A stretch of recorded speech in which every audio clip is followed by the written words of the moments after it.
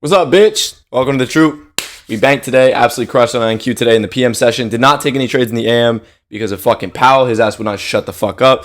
So I took a trade, a long. I gave my entire plan, everything on kick.com. Link in the bio if you want to tap in. Tap the fucking motherfucker. We run this motherfucker. Look at this shit. Look at this shit from today. Tap the bitch!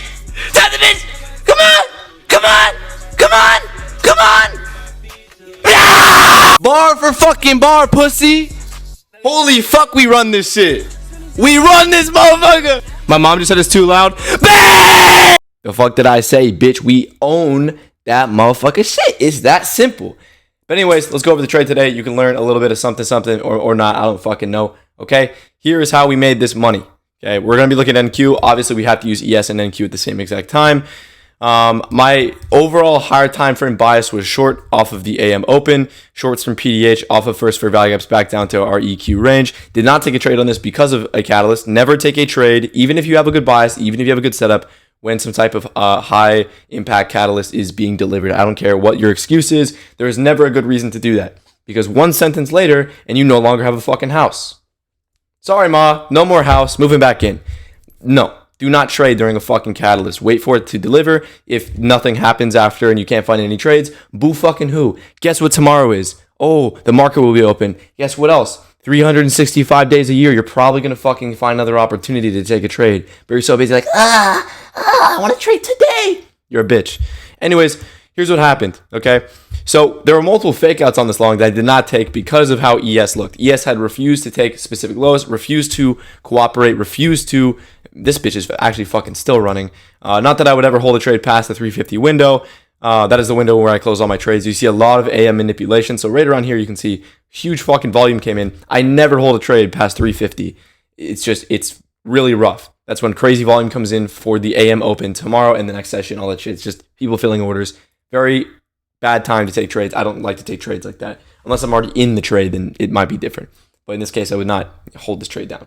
That being said, ES was not cooperating. We were not we were not reacting well to the FFVGs. We had taken the lows, but weren't responding or validating the fair value gaps below.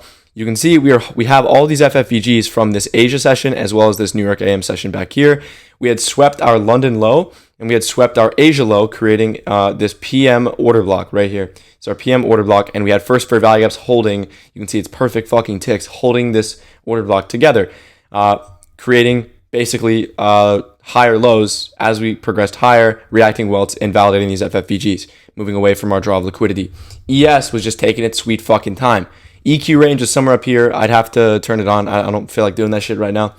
But yeah, so we had EQ range right around here. My take profit was set at the 130 highs. I said this on stream. My take profit was up at the 130 highs. You can see I respected that rule.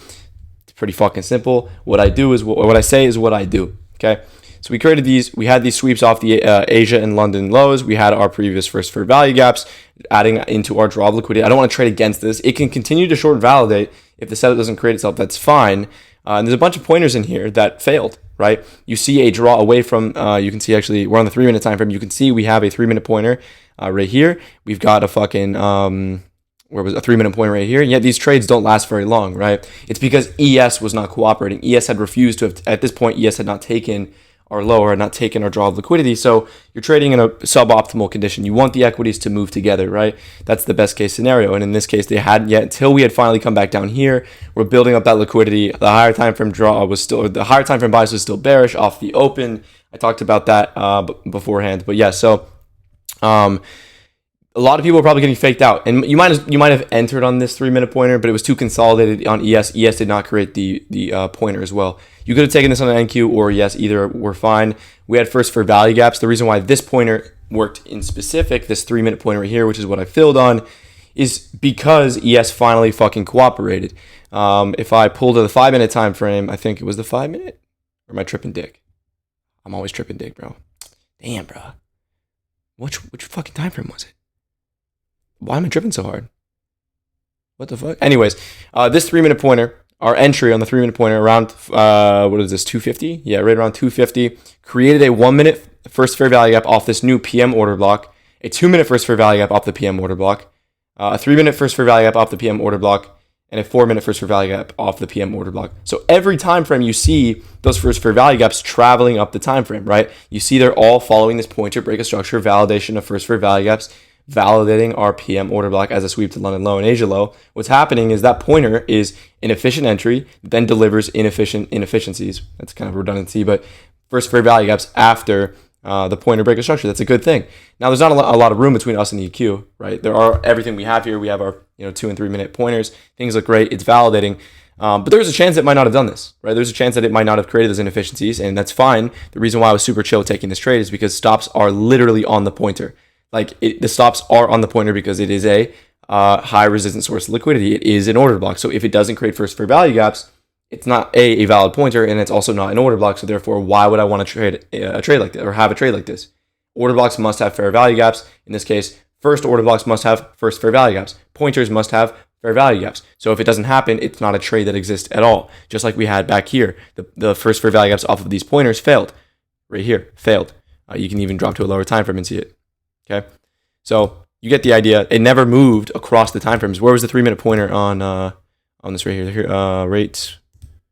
There's 2 of them right here. Okay. If you look on the 5 minute time frame, we never made a 5-minute FFVG. We never did. We created a new, I guess lower, but still high resistance source of liquidity, and then a new FFVG off that.